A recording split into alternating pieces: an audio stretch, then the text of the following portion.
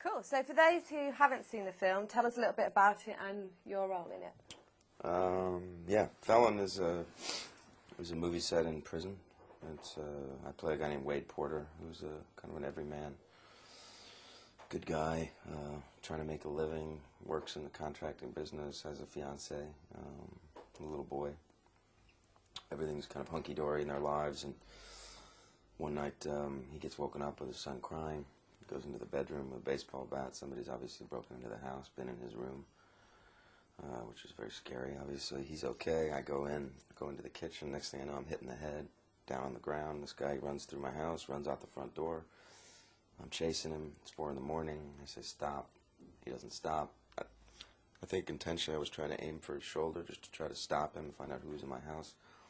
But the way he ducks, you know, I take a piece of his head off and he dies.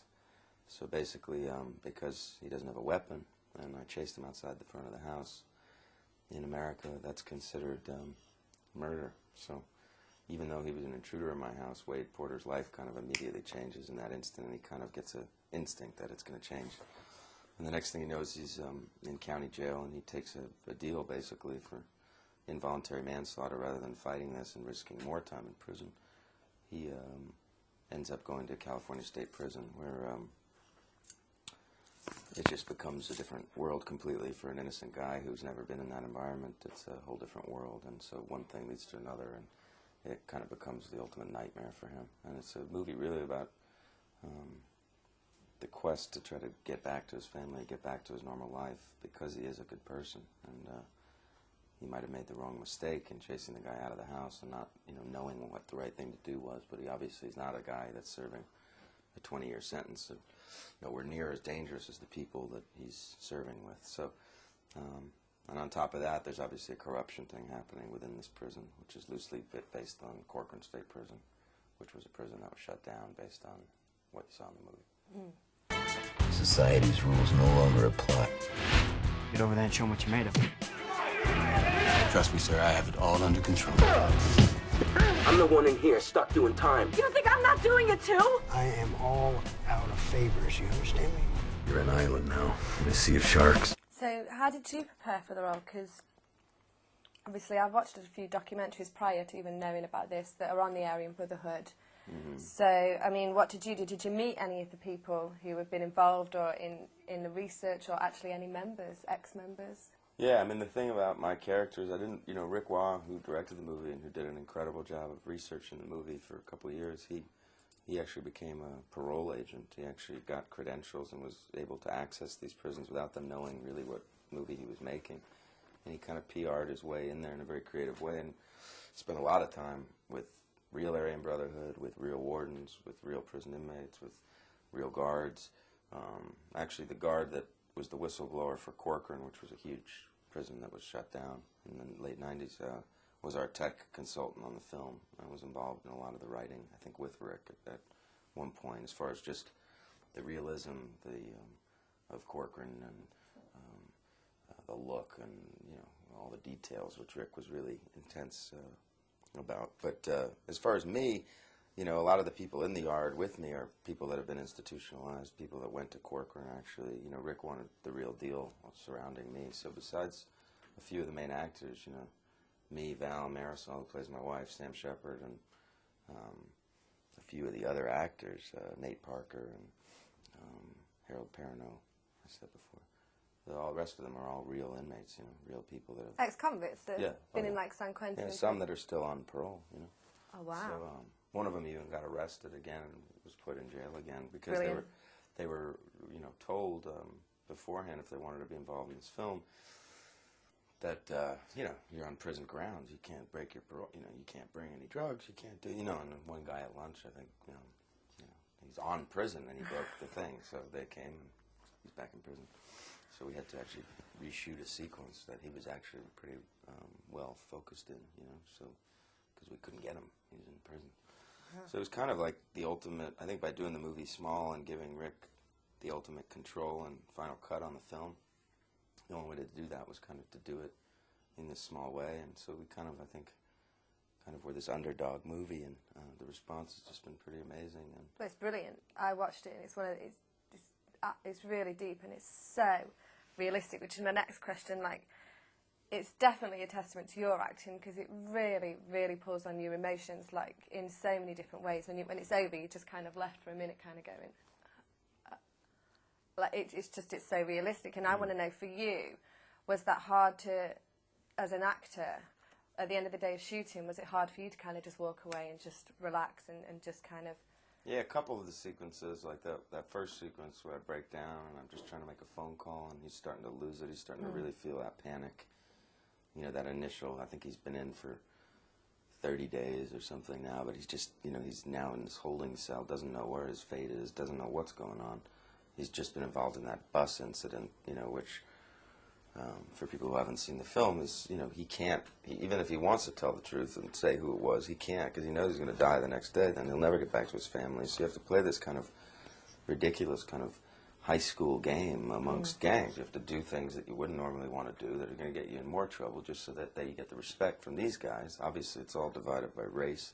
So if I wanted to become friends with a black person or a Mexican mafia guy, I couldn't, you know, because that's completely against prison politics. So it's basically just, you know, I didn't really, you know, after that sequence, I remember after the sequence where I broke down, I was kind of sick for like a good 4 days, and I had to keep shooting because we couldn't like stop. It was a small movie, but I definitely, like, my immune system felt like it completely broke down. I got really sick after that scene, which I can remember maybe one other time in my whole career in a movie, back when I did this movie Backbeat about the Beatles, one of my first movies.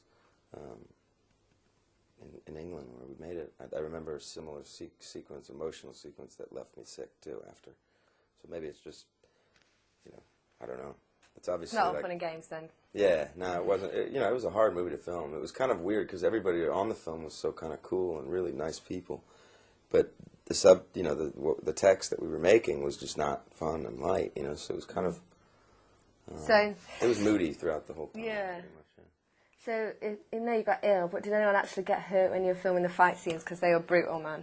Yeah, I mean, because again, we didn't go at it the way you'd normally do fight scenes, where you choreograph each beat and kind of take They looked it proper slow. real. They didn't... Yeah, we wanted them to be frenetic and messy, like those Aaron Brotherhood documentaries you probably saw. I mean, when somebody gets stabbed or somebody gets jumped, it happens like lightning fast. It just happens out of nowhere, and it's real, and whether they use their headbutt, whether they use a shiv, a piece of plastic, whether they use their elbows, I mean, it just happens, and the next thing you know, it's pandemonium.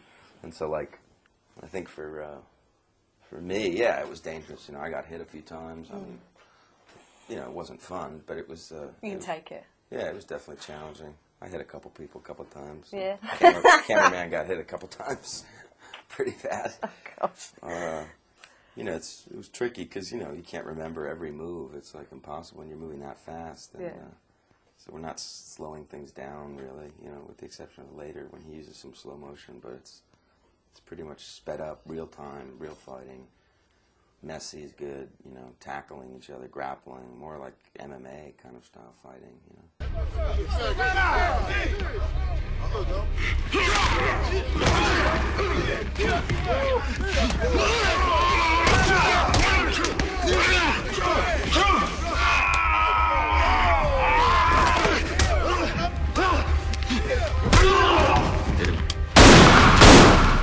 Sounds like you enjoyed it anyway, so... It was all right. Yeah. Somebody's in the house. Wait, what's happening? Stay in the house! I said stop! Mr. Porter, for your conviction in count 1, this court sentences you to 3 years in state prison. So, okay, on a happier note then, what's next for Stephen? Hopefully never going to prison after I made this movie. But I just finished this cool movie, Public Enemies, with Johnny Depp and Christian Bale. It's a gangster movie in the 30s. Michael Mann directed. It comes out next summer. Cool. And we just finished that, and got a couple other movies coming out. And right now I'm unemployed, so you know, if you hear about anything, maybe you could let me know. Let you know. Go into journalism or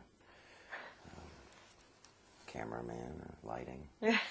Work on some of the junkets in London, some of Caroline's feature films I coming could here. use an assistant. Yeah, I could be your assistant. Yeah. since there might be an actor's strike, I just heard, so I don't know what I'll be doing next. But good thing is I have like 3 movies coming out, so after Wicked. Felon, yeah. Oh, so we'll see each other again. Huh? Yeah, we should see each other on every junket, I think. Okay. Right, so just on a different note, a lighter note, just to tie it up. You've been in London for a bit and experienced a bit of Southern love. But there's a North-South divide. And I hear you were friends with a fellow Northerner, Sarah Harding. Yeah. So not to put you on the spot, because Yeah. I'm Northern or anything, but Northern or Southern. Northern's like Manchester, right? Yeah, that's, so, yeah. Yeah, I like Manchester. So we're going to go with Northerners. Huh? Going to go with Northerners. Well, who was the Southerners? Londoners. Well, what Londoners have I gone out with? Oh, right, we're talking dating. I was just what are talking you in talking general. about? Oh, I thought you meant dating. No, because I never dated Sarah Harding. She was just my buddy. But anyway, I love Northerners. Yeah, I like the accent. It's a little deeper. Yeah. Yeah. I always thought I sounded like a chipmunk, so that's nice to hear. No, I like the accent of the Northerners. Okay, yours is alright too. Oh, thanks. Yeah, okay. Cool, and then the site's called real.com. Yeah. So, obviously, you've got a pretty nice life, I'd say, in comparison to the rest of us at the minute. So, give me an example of how you like to keep it real and kind of step away and take a break from all the bright lights. When I'm not working or doing all this stuff, I like to play music and play piano. Relaxes me. I like to be at my house, which I never seem to be at. You know, see my friends, spend time with my family and stuff, and just kind of do normal things. I actually like that stuff. I'm liking that stuff more and more. You know, I used to not like any of that stuff. I used to just like the bright lights and all that stuff, fun. But I kind of I like to do normal things. I like to drive, you know, because I never get to drive when I'm making a movie or when I'm here. I like to drive my car. I like to just kind of do normal things, yeah. Cool. I love music. You know, music's really my main love. So. Right, I'm going to go out on a limb then.